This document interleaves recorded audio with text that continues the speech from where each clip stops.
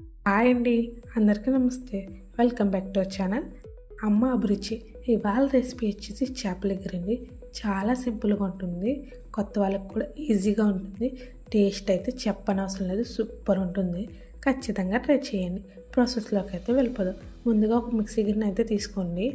అందులో 2 స్పూన్ జీలకర్ర, 1 స్పూన్ ధనియాలు కూడా వేసేయండి.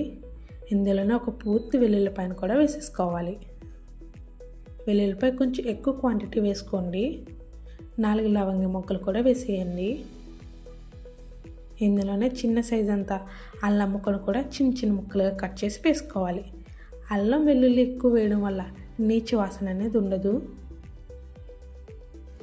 ఇందులోనే చిన్న సైజు 5 ఉల్లిపాయలను కూడా చిన్న చిన్న ముక్కలుగా కట్ చేసి మిక్సీ గిన్నెలో అయితే వేసేయండి. ఎక్కువ ఉల్లిపాయలు తీసుకోకండి, కూర అనేది తీయదనం వస్తుంది. ఒక 5 ఉల్లిపాయలు తీసి చిన్న ముక్కలుగా కట్ చేసుకోండి, సరిపోతుంది. ఇప్పుడు వీటిని కూడా మిక్సీ గిన్నెలో వేసేయండి. వేసేసి మెత్తగా మిక్సీ పట్టేయండి. అలాగే చేప ముక్కలను కూడా బాగా క్లీన్గా వాష్ చేసి కడుక్కోవాలండి. కొంచెం సాల్ట్ వేసి ముక్కలను అయితే కడుక్కోండి, నీచు వాసన అనేది ఉండకుండా ఉంటుంది. ఇప్పుడు మందంగా ఉన్న ఒక గిన్నె తీసుకోండి.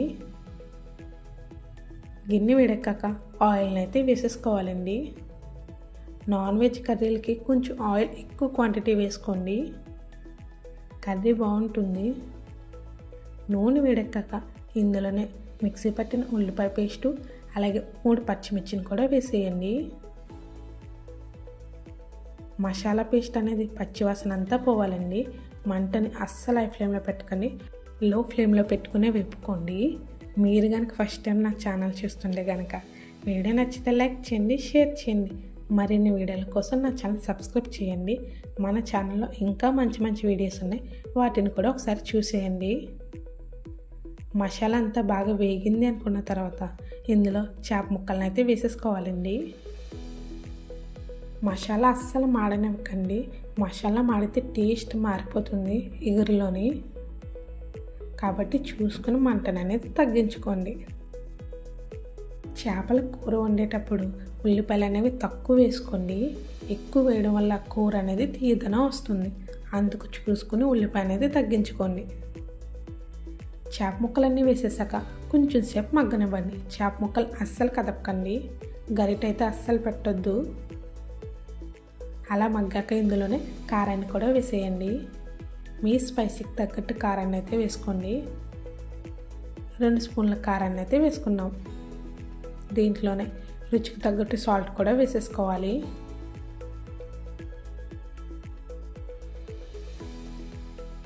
సాల్ట్ కూడా వేసేసాక గరిటె పెట్టకుండా చేప ముక్కలను అయితే అలాగే మగ్గనివ్వండి.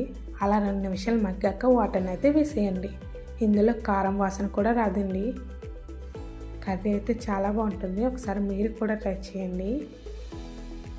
అలా 2 నుంచి 3 నిమిషాలు మగ్గాక ఇందులో వాటర్ని అయితే వేసేసుకోవాలండి.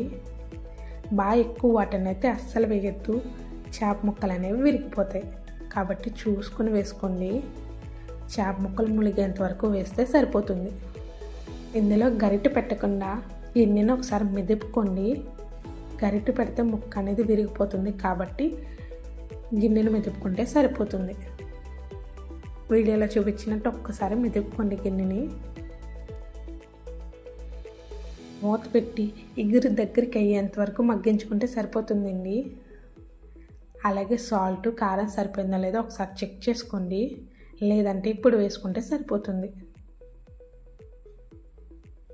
మీకు కనుక ఛానల్ నచ్చితే సబ్స్క్రైబ్ చేయడం మర్చిపోకండి. మీరు ట్రై చేసి మీకు ఎలా వచ్చిందో నాకు కామెంట్ చేయండి. ఇంకా ఏమైనా డౌట్స్ ఉంటే కామెంట్ చేయండి.